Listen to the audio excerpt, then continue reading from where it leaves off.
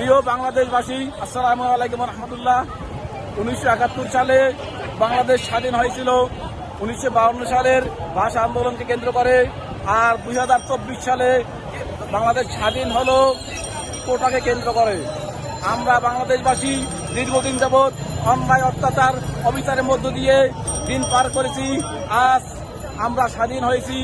প্রিয় বাংলাদেশবাসী, দেখেন আপনারা সারা বাংলাদেশে এত বড় বিজয় মিছিল, এত বড় আনন্দ মিছিল আমার মনে হয় না কবে হয়েছে। 1971 সালে বিজয়ের সময় হয়তো বড় মিছিল হয়েছিল, তখন আমাদের জন্ম হয়নি, আমরা জানি না। কিন্তু আজকের এই বিজয় মিছিলের সাক্ষী হয়ে থাকলাম। আপনারা সবাই সাক্ষী আছেন, বাংলাদেশ সাক্ষী আছে, পুরো বিশ্ব সাক্ষী আছে। বাংলাদেশ এক ফ্যাসিবাদী সরকার, স্বৈর শাসক খুনির হাত থেকে আজকে মুক্তি পেয়েছে।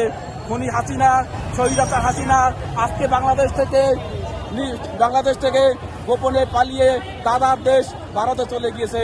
আমরা বাংলাদেশবাসী আজকে স্বাধীন হয়েছি। আমরা আজকের মতো আনন্দ আমার জীবনে কোন দিন পাইছি বলতে পারবো না। প্রিয় বাংলাদেশবাসী, আপনারা সবাই এই আনন্দের সাথে যুক্ত হন। আপনাদেরকে ধন্যবাদ জানাই প্রাণপ্রিয় ছাত্র ভাইদেরকে, যারা এই বিজয় অর্জনের জন্য অক্লান্ত পরিশ্রম করেছে।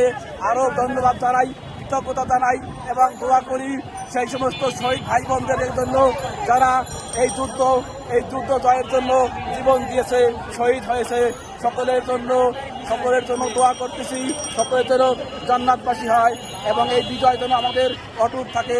এই ফ্যাসিবাদী হাসিনা আর যেন কোনোদিন বাংলার বুকে ফিরে আসতে না পারে, সেজন্য আমরা সর্বোত্তম চেষ্টা করব। আল্লাহ হাফেজ।